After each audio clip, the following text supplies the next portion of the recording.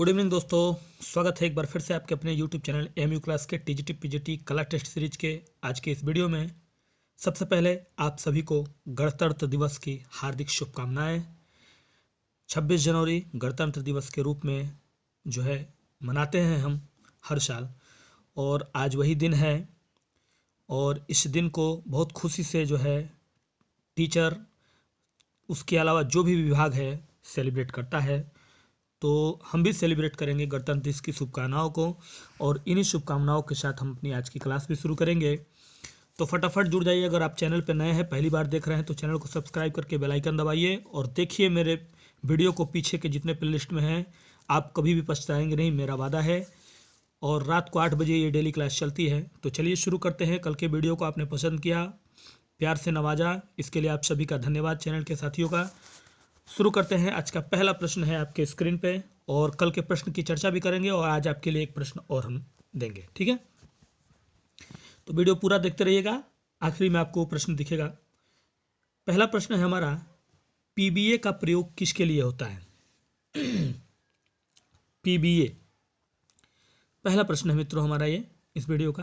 PBA का use जो होता है किसके लिए होता है?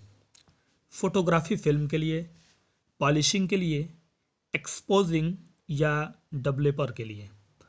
तो इनमें से पीबीए का प्रयोग किसके लिए होता है, यह है हमारा पहला प्रश्न। और पीबीए का मतलब मैं आपको बताता हूँ। पीबीए का मतलब होता है पॉलीविनाइल एल्कोहल, ठीक है। क्या होता है? पीबीए का मतलब होता है पॉलीविनाइल, ठीक है, एल्कोहल। पूरा इसका फुल फॉर्म है। कभी कभी अगर इसका भी जिक्र कर दे तो आप लोग इसको याद रखिए, पॉलीविनाइल एल्कोहल यानी पीबीए, ठीक है। इसका यूज़ कहाँ होता है? तो मित्रों हमारे पहले प्रश्न का जो राइट आंसर हो जाएगा वो आपका हो जाएगा पॉलिशिंग के लिए। बी राइट आंसर होगा। पीबीए यानी पॉलीविनाइल एल्कोहल का यूज़ जो है वो पॉलिशिंग के लिए होता है, ठीक है। आगे बढ़ा जाए। चलिए दूसरे प्रश्न की तरफ बढ़ते हैं। प्रश्न संख्या 2 देखिएगा, आपके स्क्रीन पे है मित्रों। दूसरा प्रश्न का कहना है, एरेना संबंधित है। एरेना जो है वो किस से संबंध रखता है, रिलेशन रखता है, ताल्लुकात रखता है? नृत्य से, गायन से, चित्र से या एनिमेशन से? तो एरेना किससे रिलेशन रखता है, दूसरा प्रश्न हमारा यही है। तो कमेंट्स बॉक्स में कमेंट्स करते जाइएगा मेरे उत्तर से पहले। आज के स्टेट सीरीज में कितना सही जाते हैं। कल भी आप लोगों का परफॉर्मेंस बहुत बेहतरीन था और आपने क्वेश्चनों को बहुत अच्छा किया, और कल के क्वेश्चनों को भी जो है कुछ लोगों ने बेहतरीन आंसर दिया है, लेकिन जिस तरह से उसके पहले वाले क्वेश्चन का रिस्पांस था उस तरह से नहीं रहा। खैर कोई बात नहीं, कुछ ना कुछ नया आपको क्वेश्चनों में मिलता रहेगा जो मैं पूछूंगा आखिरी में आपके लिए, उससे आपको लाभ ही होगा, ठीक है। तो दूसरा प्रश्न, और इसका सही जवाब हमारा हो जाएगा मित्रों डी, एनिमेशन से।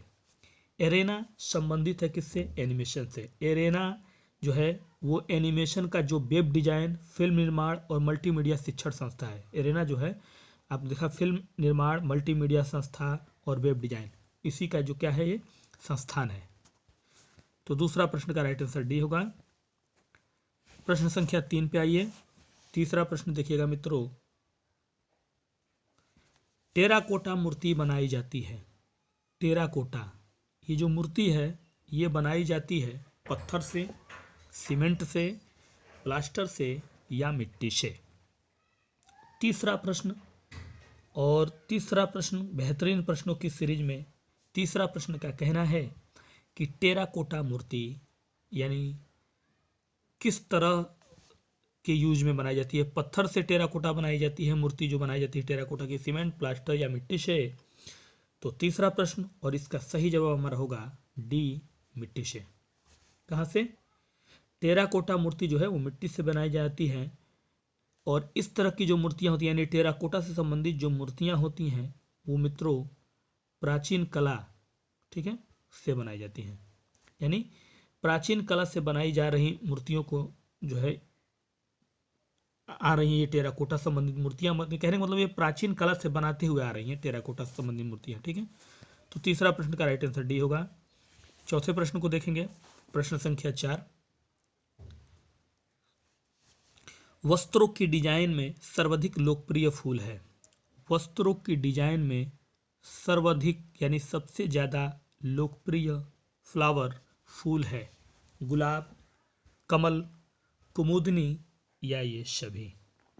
ठीक है, अच्छा प्रश्न है, बेहतरीन प्रश्न है। इस प्रश्न को मैंने इसलिए उठाया है क्योंकि इस प्रश्न को 2010 में टीजीटी के पूछा गया था। ठीक है, लेकिन इस प्रश्न में थोड़ा सा बदलाव मैंने किया है। वो जब पूछा गया था तो वहाँ इस प्रश्न को गलत पूछ लिया गया था, लेकिन मैंने उसको सुधार करके इसको जो है किया है। तो वस्त्रों के डिजाइन में सर्वाधिक लोकप्रिय फूल किसे माना गया है इस प्रश्न के अनुसार, चौथे प्रश्न के अनुसार? तो मित्रों, इसका यानी प्रश्न संख्या 4 का सही जवाब होगा सभी। ठीक है, वहाँ जो है आपका देखिएगा इसमें ऑप्शन में सभी नहीं था जब 2010 में पूछा गया था, तो इसलिए इस प्रश्न का स्टार लगा दिया गया था। लेकिन मैंने थोड़ा सा संशोधन कर दिया, सभी कर दिया, क्योंकि जो वस्त्रों का सर्वाधिक लोकप्रिय फूल जो होता है वर्तमान में, अगर प्रेजेंट टाइम में कहें तो चमेली भी होता है, प्रेजेंट टाइम में कहें तो गुलाब भी होता है जो आपके ऑप्शन में है, प्रेजेंट टाइम में कहें अन्य प्रकार के कई और भी फूल होते हैं, उसी में कुमुदनी भी होती है। ठीक है, यानी कि कुमुदनी को भी फूल के वस्त्रों के डिजाइन प्रयोग किया जाता है। तो इस हिसाब से इस प्रश्न का पूछने का जो तरीका था उसमें एक ऑप्शन नहीं था सभी, लेकिन मैंने रखा है, इसलिए गुलाब, कमल, कुमुदनी, चमेली, गुलाब, ये सभी प्रश्न वर्तमान समय में वस्त्रों के डिजाइन में यूज किए जाते हैं। तो इसका राइट आंसर सभी होगा। पांचवें प्रश्न की तरफ बढ़ेंगे। प्रश्न संख्या 5 देखेंगे मित्रों। पांचवा प्रश्न आपका क्या कह रहा है? कहना है पांचवें प्रश्न का, कपड़ों पर की जाने वाली चित्रकारी कौन से रंग सामान्यतः प्रयुक्त किए जाते हैं? यानी कपड़ों पर की जाने वाली चित्रकारी, कपड़े पे जो चित्रकारी की जाती है तो सामान्यतः जो रंग उसमें प्रयुक्त होते हैं, इस्तेमाल होते हैं, यूज होते हैं, वो क्या एक्रिलिक रंग होते हैं, क्या वो तेल रंग होते हैं, क्या वो पोस्टर के रंग होते हैं, या जल रंग होते हैं? पांचवा प्रश्न अच्छा प्रश्न है, शानदार प्रश्नों की सीरीज है आपकी आज भी, और यकीन करेंगे कि आज के इस गणतंत्र दिवस के मौके पर आज की ये वीडियो आपको बेहद पसंद आएगी। तो कपड़ों में की जाने वाली चित्रकारी में कौन से रंग सामान्यतः प्रयुक्त किए जाते हैं मित्रों? पांचवा प्रश्न एलटी ग्रेड 2018 में यह प्रश्न पूछा जा चुका है और इसका राइट आंसर हो जाएगा एक्रिलिक रंग। ये राइट आंसर हो जाएगा। वर्तमान समय में कपड़ों पर यानी प्रेजेंट टाइम में, कभी कभी ये भी पूछ सकता है कि प्रेजेंट टाइम में कपड़ों पर की जाने वाली चित्रकारी सामान्यतः एक्रिलिक रंगों का प्रयोग किया जाता है। ठीक है, लेकिन अगर एक बात और करें इस पे, तो परंपरागत चित्रकारी के समय यानी परंपरागत चित्रकारी के समय ऑयल कलर का भी प्रयोग किया जाता है। ठीक है, 6 नंबर प्रश्न की तरफ पढ़ेंगे। प्रश्न संख्या 6 देखिएगा। दृश्य चित्र में परिप्रेक्ष्य से स्पष्ट होता है। जो दृश्य चित्र है उसमें जो परिप्रेक्ष्य होता है उससे क्या स्पष्ट होता है? ठीक है, प्रश्न को ऐसे ही तोड़ के समझने के लिए ही जरूरी होता है।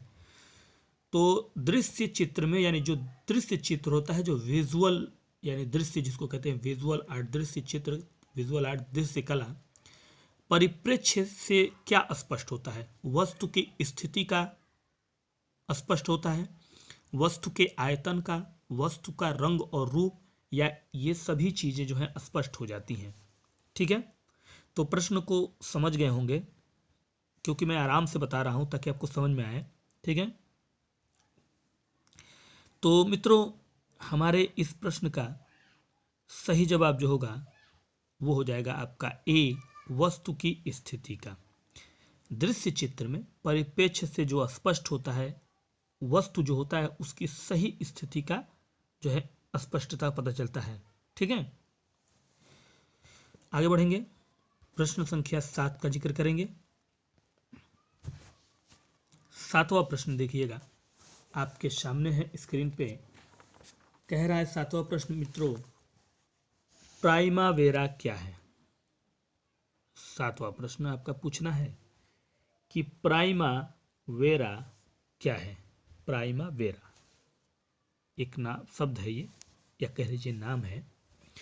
क्या ये एक मूर्ति है? प्राइमावेरा एक चित्र है? क्या एक उपन्यास है या किसी भवन का नाम है? तो क्या है प्राइमावेरा? ठीक है। प्रश्न 7, और इसका कमेंट्स बॉक्स में कमेंट्स करते हुए जवाब देंगे मेरे उत्तर से पहले। और गणतंत्र दिवस के आज के इस मौके पर इस टेस्ट सीरीज का आप जो है बेनिफिट लीजिए और टेस्ट में देखिए कितना आते हैं आज के। और आखिरी सवाल भी बहुत मज़ेदार और मज़ा हुआ है, उसका भी उत्तर आप देंगे, पूरी उम्मीद है मुझे। ठीक है। लेकिन इस उत्तर को देने से पहले कल के प्रश्न का मैं जिक्र करूंगा।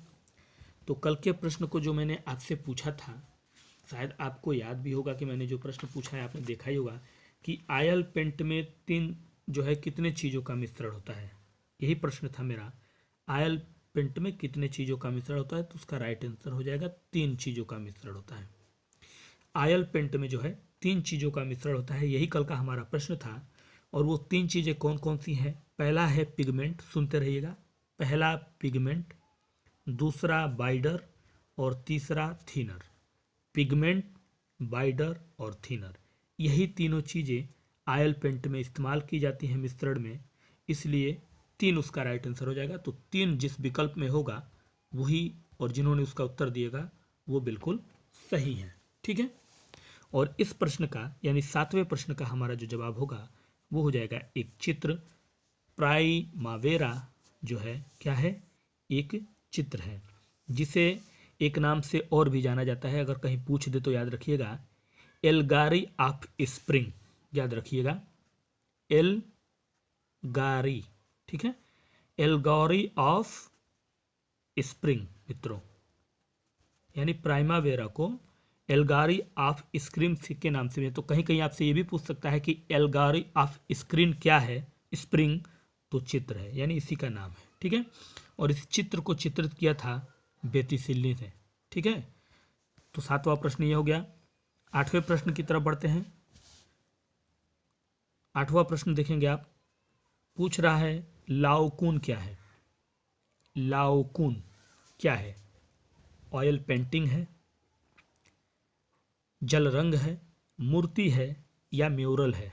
ठीक है। लाओकुन क्या है मित्रों? तो 8वां प्रश्न और इस प्रश्न का हमारा सही जवाब जो होता है वो हो जाता है आपका मूर्ति। लाओकुन क्या है? मूर्ति है, सी राइट आंसर होगा। लाओकुन एक मूर्ति है जो 1506 ईस्वी में, कब? 1506 ईस्वी में रोम की जब खुदाई हुई थी, रोम में खुदाई के दौरान मिली। ठीक है। तो लाओकुन एक मूर्ति है जो 1506 में रोम में खुदाई के दौरान मिली। Right answer is 8। 8वां का right answer is C. 9 number प्रश्न पे बढ़ेंगे। प्रश्न संख्या 9 देखेंगे आप। 9 नंबर प्रश्न का देखिएगा क्या कहना है। पत्थरों पर बनाए गए चित्र को कहते हैं। ठीक है। जो पत्थर होते हैं, पत्थरों पर बनाए गए चित्र, जो चित्र बनाए जाते हैं पत्थरों पे, रॉक पे, उसे हम किस नाम से जानते हैं? पेट्रोग्लिफ, इंटिंग्लियोस, पिक्टोग्राफ या इनमें से कोई नहीं। तो गणतंत्र दिवस के इस मौके पर टेस्ट सीरीज की बेहतरीन जो है क्लास आपकी चल रही है। तो अगर आप चैनल पे नए हैं तो सब्सक्राइब करके बेल आइकन को जरूर दबाइएगा, घंटी के निशान को दबा कर रखिएगा, चाहे ओल्ड हो या नए हो, तभी आपको नोटिफिकेशन हर चीज़ों का मिलेगा, वरना नहीं मिल पाएगा आपको अगर नहीं दबा के रखेंगे तो। और टेलीग्राम पे जुड़ जाइए, वहाँ पे ये लोगो आपको दिखेगा, सर्च मारेंगे तो 6 बजे आपको वहाँ पे एक प्रश्न डाला जाता है और आपसे उसका रिस्पॉन्स मांगा जाता है, जिसको आप जो है बेहतरीन तरीके से देते हैं। उस पर आपको पता भी चल जाएगा कितने % लोग कितने पर रिस्पॉन्स दे रहे हैं। ठीक है। तो इन सब चीज़ों का लाभ लीजिए। हमारा काम है देना आपको, आपका काम है उसका जो है बेनिफिट उठाना। तो रेगुलर वीडियो, पूरा वीडियो देखना पड़ेगा आपको। तो 9 नंबर प्रश्न, पत्थरों पर बनाए गए चित्र को क्या कहते हैं? तो मित्रों इसको कहते हैं सी, पिक्टोग्राफ। क्या कहते हैं? पिक्टोग्राफ्स। ग्राफ लिखा है, ग्राफ सभी होगा, यानी पिक्टोग्राफ्स। पत्थरों पर बनाए गए चित्र को पिक्टोग्राफ्स कहते हैं। और अगर आपसे कहीं पूछे कि गुफाओं में जो उकेरे गए चित्र होते हैं, जैसे कि देखिएगा पत्थर अलग से होता है और गुफाओं के जो पत्थर होते हैं वो अलग होते हैं। तो गुफाओं पे जो उकेरे गए चित्र है उनको पेट्रोग्लिफ कहते हैं। इसमें पेट्रोग्लिफ ऑप्शन जो है वो होता है। तो पेट्रोग्लिफ की तुलना में जो पत्थर के चित्र होते हैं वो क्या होते हैं, कमज़ोर होते हैं, ये याद रखिएगा। तो 9 नंबर प्रश्न का राइट आंसर हो जाएगा सी। 10वें प्रश्न पढ़ेंगे, प्रश्न संख्या 10 देखेंगे आप। जॉन सेनफेल्डर ने किसका आविष्कार किया? जॉन सेनफेल्डर नाम है और इन्होंने आविष्कार किया इनमें से इस एक चीज़ का। क्या उन्होंने इंटेंग्लियो प्रिंटिंग का आविष्कार किया था, स्क्रीन प्रिंटिंग का, लिथोग्राफी या लेटर प्रेस का? जॉन सेनफेल्डर द्वारा इनमें से किस प्रिंट का आविष्कार किया गया था, या प्रेस शब्द है, ठीक है, किसका आविष्कार किया गया था? तो 10 नंबर प्रश्न है और इसका सही जवाब हमारा होगा मित्रों सी, लिथोग्राफ का। जॉन सेनफेल्डर ने जिस चीज़ का आविष्कार किया उसका नाम है लिथोग्राफ। जॉन सेनफेल्डर जो है वो जर्मन के रहने वाले थे, जर्मनी थे, ठीक है। और उन्होंने 1798 ईस्वी में, किसमें, 1798 ईस्वी में उन्होंने आधुनिक लिथोग्राफ की खोज की थी। किसकी? आधुनिक लिथोग्राफ की खोज की थी, याद रखिएगा। 10 नंबर प्रश्न का राइट आंसर हो जाएगा सी। बढ़ते हैं 11वें प्रश्न की तरफ, देखिएगा उसी से थोड़ा सा रिलेटेड संबंधित प्रश्न है। लिथोग्राफी किस कला की विद्या है? जिस लिथोग्राफी की खोज अभी अभी आपने पढ़ा कि जॉन सेनफेल्डर ने किया, 1798 में उन्हें आधुनिक लिथोग्राफी की खोज के जन्मदाता के रूप में जानते हैं, जर्मन के रहने वाले हैं। तो उसी लिथोग्राफी को किस कला की विद्या कहते हैं, यानी कौन सी कला की विद्या है लिथोग्राफी? ग्लास पेंटिंग की, म्यूरल पेंटिंग, ग्राफिक कला या कंप्यूटर कला? कौन सी कला की विद्या के रूप में, टेक्निक के रूप में, कह लीजिए विधि के रूप में जो है लिथोग्राफी को हम जानते हैं? यह है हमारा प्रश्न 11 नंबर, ठीक है। तो मित्रों 11वां प्रश्न, और जिसका सही जवाब हमारा हो जाता है सी, ग्राफिक कला। लिथोग्राफी जिस विद्या की कला है उस कला का नाम है ग्राफिक कला, ठीक है, याद रहेगा। चलिए आगे बढ़ते हैं, 12 नंबर प्रश्न पे चलते हैं। प्रश्न संख्या 12 देखिएगा।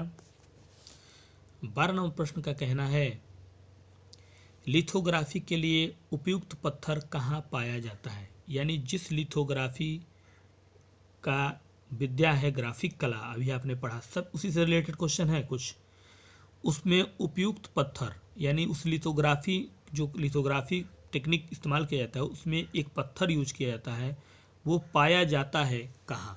ये सवाल है इस प्रश्न का, कहाँ पाया जाता है लिथोग्राफी में उपयुक्त किया गया पत्थर? इटली की क्वेरी में, बवेरिया की क्वेरी में, म्यूनिख या ज्यूनिख? ठीक है, अच्छा प्रश्न है। और आपको पता ही है लिथोग्राफी जो है छपाई का एक तरीका है, ये आपको पता ही होगा कि लिथोग्राफी जो है एक छपाई का तरीका है, और यही पूछ रहा है कि उसमें उपयुक्त पत्थर जो है कहाँ पाया जाता है, उसका जो यूज किया जाता है। तो मित्रों 12 नंबर प्रश्न, और इसका सही जवाब हो जाएगा बवेरिया की क्वेरी में। किसमें? बवेरिया की क्वेरी में, ठीक है। तो राइट आंसर इसका हो जाएगा बी। चलिए आगे बढ़ते हैं, एक चीज़ और जान लीजिए इसके बारे में, फिर आपको हम इसके बारे में आगे बताते हैं। तो मित्रों लिथोग्राफी प्रिंटिंग की जो सार्वजनिक रूप से प्रकाश में आई, यानी ये लिथोग्राफी प्रिंटिंग जो है सार्वजनिक तौर पे जो प्रकाश में आई, तो उस समय का 1818 ईस्वी में। कब? 1818 ईस्वी में प्रकाश में आई सार्वजनिक तौर पर लिथोग्राफ की प्रिंटिंग, ये याद रखिएगा। 13 नंबर प्रश्न की तरफ बढ़ेंगे, प्रश्न संख्या 13 देखिएगा मित्रों। 13 नंबर प्रश्न हमारा क्या कह रहा है? 13 प्रश्न का कहना है, कोलोग्राफी प्रिंटिंग किसके अंतर्गत आती है? कोलोग्राफी प्रिंटिंग, लिथोग्राफी नहीं है ये, अब कोलोग्राफी है। ये पेंटिंग अंतर्गत आती है किसके, यानी कौन सी कला के दायरे में इस्तेमाल किया जाता है कोलोग्राफी प्रिंटिंग को? छापा कला में, ऑफसेट प्रिंटिंग से आशय मीन्स जो कार्ड वर्ड छपते हैं शादी उदियों के प्रचार के, या फिर एलोनोग्राफी या जिलेटिन प्रिंटिंग, कौन सी प्रिंटिंग में या किस प्रिंटिंग के अंतर्गत कोलोग्राफी प्रिंटिंग आती है। ठीक है। 13 नंबर प्रश्न, और इस प्रश्न का हमारा जो सही जवाब होगा मित्रों वो हो जाएगा छापा कला। ए क्या हो जाएगा? छापा कला हो जाएगा। ठीक है, चलिए आगे बढ़ते हैं। 14 नंबर प्रश्न को देखते हैं। प्रश्न संख्या 14 देखेंगे आप। धीरे धीरे प्रश्नों की सीरीज की तरफ आगे बढ़ते हुए, और आपको तैयार रहना है अपनी सवाल के लिए जो आज आपका पूछा जाएगा, और कल का जवाब था आपका 3। ठीक है, जो 3 ऑप्शन था उसमें सालो द रिफ्यूजेस क्या है? सालो द रिफ्यूजेस ये आखिर है क्या, या क्या था? कह रहा है क्या है नहीं क्या था। कला प्रदर्शनी थी वो, क्या वो एक चित्र था, म्यूजियम था, या एक राजनीतिक संस्था? सालो द रिफ्यूजेस क्या था? ठीक है, प्रदर्शनी थी, कला की चित्र थी, म्यूजियम थी, या राजनीतिक संस्था थी? यही आपके प्रश्न है 14, और इसी का उत्तर आपको कमेंट्स बॉक्स में डालना है। तो मित्रों इस प्रश्न का राइट आंसर जो होगा वो आपका हो जाएगा ए, कला की प्रदर्शनी थी। सालो द रिफ्यूजेस कला की एक प्रदर्शनी थी, और ये अस्वीकृत चित्रों के कौन से अस्वीकृत जो चित्रों की एक प्रदर्शनी थी, ये कला प्रदर्शनी, जिसे 1863 ईस्वी में क्या किया गया था फ्रांस में। 1863 ईस्वी में इसको आयोजन किया गया था फ्रांस में, सालो द रिफ्यूज। तो क्या थी? कला प्रदर्शनी थी। तो 14 नंबर का राइट आंसर हो जाएगा ए। प्रश्न संख्या 15 देखिएगा मित्रों। 15 नंबर प्रश्न जो है बड़ा ही अच्छा प्रश्न है ये। 15 नंबर प्रश्न,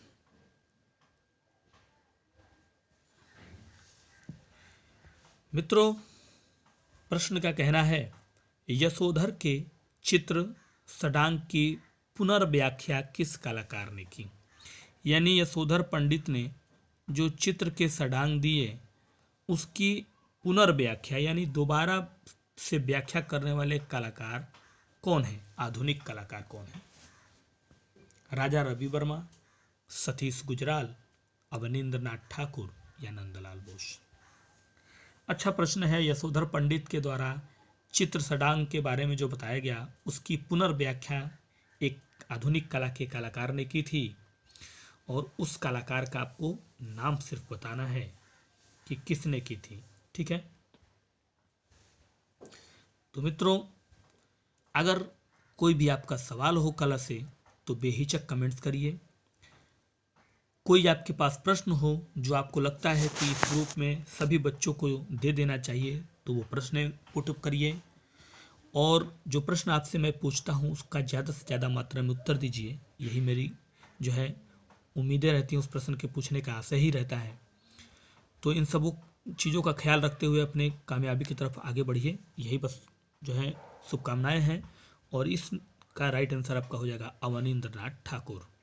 बंगाल शैली के चित्रकार अवनींद्र नाथ ठाकुर ने पुनर्व्याख्या की यशोधर पंडित के चित्र सडांग की। ठीक है। अगला प्रश्न देखिएगा मित्रों। चीनी चित्रकला का सडांग किसने लिखा? चीनी चित्रकला में भी जो है सडांग लिखा गया है, और वो किसके द्वारा लिखा गया है ये पूछा जा रहा है यहाँ पे। चीनी चित्रकला का सडांग क्या दलाई लामा के द्वारा लिखा गया, जो अभी भी हैं, आपको पता ही है दलाई लामा बौद्धों के एक हैं चर्चा में। सी हो ने लिखा, कंफ्यूशियस ने लिखा, या ताओ ने लिखा? चीनी चित्रकला का सडांग किसने लिखा? ठीक है। तो मित्रों प्रश्न संख्या 16, और इसका सही जवाब जो आपका जाता है वो जाता है बी, सी हो ने। किसने? सी हो ने। ठीक है। चीनी चित्रकला के 6 सिद्धांत, यानी जिसे हम षडांग कह सकते हैं। 6 सिद्धांत, यानी षडांग का मतलब चीनी चित्रकला के 6 सिद्धांत, जिसे हम षडांग कहते हैं। इसकी स्थापना जो है की थी झी ही ने। ठीक है। चीन का एक नाम था उनका झी ही ने की थी। ठीक है। जिन्हें, यानी ध्यान से देखिएगा इस प्रश्न को, 6 सिद्धांत जिन्हें षडांग कहा जाता है, झी ही ने की थी। ठीक है। जिन्हें हम सी हो के नाम से भी जानते हैं। ठीक है। यानी इनका 2 नाम है। अगर आपसे ये पूछ दे कि चीनी चित्रकला का षडांग किसने लिखा और सी हो की जगह ये नाम रख दे झी ही, तो कंफ्यूज मत होइएगा, क्योंकि झी ही का नाम ही जो है सी हो था, यानी उस नाम से उनको जाना जाता है। ठीक है। 18 नंबर प्रश्न की तरफ बढ़ेंगे मित्रों।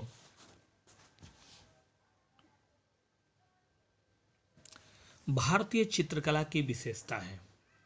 भारतीय चित्रकला, इसकी क्या विशेषता है? सत्यम शिवम सुंदरम इसकी विशेषता है। उत्कर्ष एवं उत्पन्न, अंतःकरण की प्रेरणा या विचारों की अभिव्यक्ति। बहुत ही अच्छा प्रश्न है और बड़ा ही सुझा हुआ प्रश्न है ये, कि भारतीय चित्रकला की विशेषता क्या है। ठीक है। तो मित्रों, फटाफट कमेंट्स बॉक्स में कमेंट्स करिए। टेस्ट सीरीज में आज अपने आप को टेस्ट करिए कि कितना है आप सही आज के इस वीडियो में, और वीडियो कैसा लगा इसके बारे में भी आप अपने विचार कमेंट्स बॉक्स में ज़रूर डालें। लाइक दें ज़्यादा से ज़्यादा, ताकि हमें भी लगे कि हमारी मेहनत जो है सफल है, और कमेंट्स भेज दें प्यारा से प्यारा। ठीक है।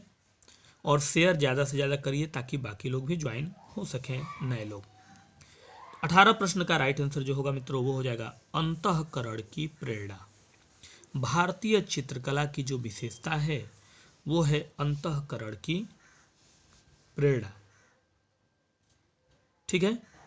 भारतीय चित्रकला की विशेषता जो है अंतःकरण की प्रेरणा पे बल दिया गया। रीजन ये है कि चित्र जो है भाषा की अपेक्षा मनुष्य के अधिक निकट होता है।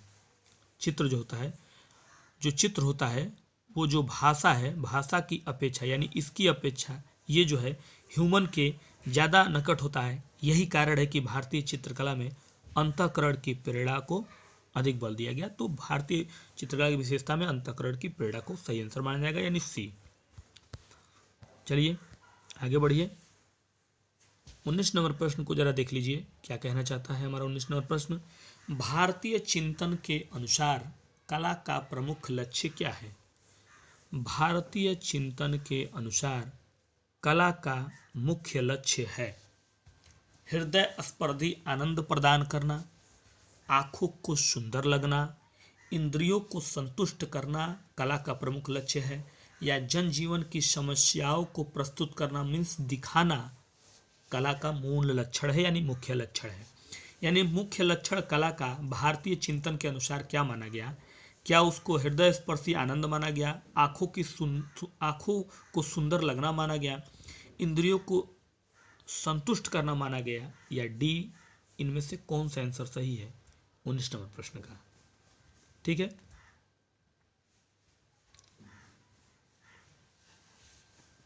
तो चलिए प्रश्न संख्या 19 और इसका सही उत्तर हम देखते हैं मित्रों क्या होगा। तो इसका राइट आंसर हो जाएगा ए, हृदय स्पर्शी आनंद प्रदान करना। कभी कभी हृदय स्पर्शी शब्द ही हटा देगा और सिर्फ लिख देगा ऑप्शन में आनंद प्रदान करना। ठीक है। तो आनंद प्रदान करना, कहीं कहीं देखिएगा विकल्प में यहाँ से काट के ये शब्द नहीं रहेगा हृदय स्पर्शी, सिर्फ ऑप्शन में रहेगा आनंद प्रदान करना, आंखों को सुंदर लगना, इंद्रियों को स्पष्ट करना, जनजीवन की समस्याओं को प्रस्तुत करना। तो आनंद प्रदान करना, ये याद रखिएगा, प्रमुख लक्ष्य कला का भारतीय चिंतन के अनुसार, ये भी याद रखना है आपको, किसके अनुसार? भारतीय चिंतन के अनुसार है आनंद प्रदान करना या हृदय स्पर्शी आनंद। ठीक है। तो 19 का राइट आंसर ए। आइए देखिएगा, मुझे लग रहा है काउंटिंग मिसिंग हो गया है। 19 नंबर प्रश्न ये होना चाहिए ऊपर से, क्योंकि प्रश्नों की सीरीज 20 ही है और 21वां प्रश्न आपका जवाब होगा। देखिएगा, ये हमारा 19 नंबर प्रश्न है और मुझे लगता है कि काउंटिंग मिस्टेक आज हमारा हो गया है। लेकिन चलिए, आपको बस याद रखना है कि प्रश्न 20 है टोटल। ठीक है, टोटल प्रश्न 20 हैं और 21वां प्रश्न आपका सवाल है। तो ये है 19 नंबर प्रश्न, कह रहा है एक सफल शैक्षणिक पाठ्यक्रम में किसका महत्व होता है। एक सफल शैक्षणिक पाठ्यक्रम में महत्व होता है किसका? कला का, साहित्य का, कलाकार का या कला साहित्य का? सफल शैक्षणिक कार्यक्रम में महत्व किसका होता है? ठीक है, तो इस प्रश्न को इसलिए लिया गया है कि कई जगह इस प्रश्न का उत्तर डी भी रखा गया है, कला साहित्य, लेकिन सही मायने में इसका उत्तर जो होगा वो होगा ए, कला। एक सफल शैक्षणिक पाठ्यक्रम में जिसका महत्व होता है कला का। कहीं कहीं कला साहित्य भी दिया है आंसर में, लेकिन ये महत्वपूर्ण स्थान लेता है क्योंकि इसमें मानव मन में जो संवेदनाएं उभारते हैं, जो प्रवृत्तियों को ढालते हैं, जो चिंतन को मोड़ने तथा अभिरुचि को दिशा देने की अद्भुत क्षमता होती है, इसलिए इस कार्यक्रम में कला का ज़्यादा महत्व दिया गया। तो राइट आंसर हो जाएगा आपका ए। फिर भी अगर आप डाउट हैं या फिर कहीं है तो ज़रूर हमें बताइएगा, हम भी उसको देखेंगे। और 20 नंबर प्रश्न देखिएगा हमारा क्या है। विष्णु धर्मोत्तर पुराण के चित्रसूत्रम में कितने प्रधान वृत्तियों की चर्चा है? विष्णु धर्मोत्तर पुराण के चित्रसूत्रम में कितने प्रधान वृत्तियों की चर्चा है? 5, 6, 9 या 12? प्रश्न में थोड़ा सा बस एक जगह वर्ड को चेंज कर दिया गया है और उसी से आपको ध्यान में रखना है कि हम पूछना क्या चाहते हैं। विष्णु धर्मोत्तर पुराण के चित्रसूत्रम में कितने प्रधान वृत्तियों की चर्चा है? तो मित्रों, इसका राइट आंसर हो जाएगा 9। यानी हम पूछना क्या चाहते थे, प्रधान वृत्तियों का मतलब होता है रसों का। किसका? रसों के बारे में पूछ रहा है कि विष्णु धर्मोत्तर पुराण के चित्रसूत्रम में रसों की चर्चा है कितनी? तो आपको पता ही है कि चित्रसूत्रम में 9 रसों की चर्चा मिलती है, जिसमें श्रृंगार, हास्य, वीर, करुण, रौद्र, भयानक, विभत्स, अद्भुत तथा शांत रसों का वर्णन किया गया है, यानी टोटल 9। ठीक है, तो राइट आंसर हो जाएगा सी। और अब आता है आपका सवाल। गणतंत्र दिवस के शुभ मौके पर एएमयू क्लास आपका जो सवाल दे रहा है आपके सामने है मित्रों, है आपका सवाल। थोड़ा सा छोटा कर लेते हैं इसको। छोटा इसलिए क्योंकि आपको पूरा दिखना चाहिए। ये देखिए, आपका सवाल यानी हमारे चैनल के साथियों का सवाल है, जो कि हमेशा नए साल से आपको देते आ रहे हैं। 21 नंबर काउंटिंग में ये सवाल है आपका। आपका सवाल पूछ रहा है कि ब्रह्मा जी के अनुसार किसकी रचना सृष्टि का पहला चित्र माना जाता है? यानी भगवानों में जो ब्रह्मा जी हैं, उनके अनुसार किसकी रचना सृष्टि का पहला चित्र, यानी किसकी रचना सृष्टि का पहला चित्र माना गया है? ठीक है, ब्रह्मा जी के अनुसार किसकी रचना सृष्टि का पहला चित्र माना गया है? ठीक है, तो चलिए इसी प्रश्न का उत्तर आपको देना है कि क्या भरत मुनि को माना गया, वात्स्यायन को, कौटिल्य को या नग्नजीत को? इसी प्रश्न का उत्तर आज के कमेंट्स बॉक्स में वीडियो के आपको डालना है और ज़्यादा से ज़्यादा मात्रा में इस प्रश्न का उत्तर हम चाहते हैं कि आप लोग दें।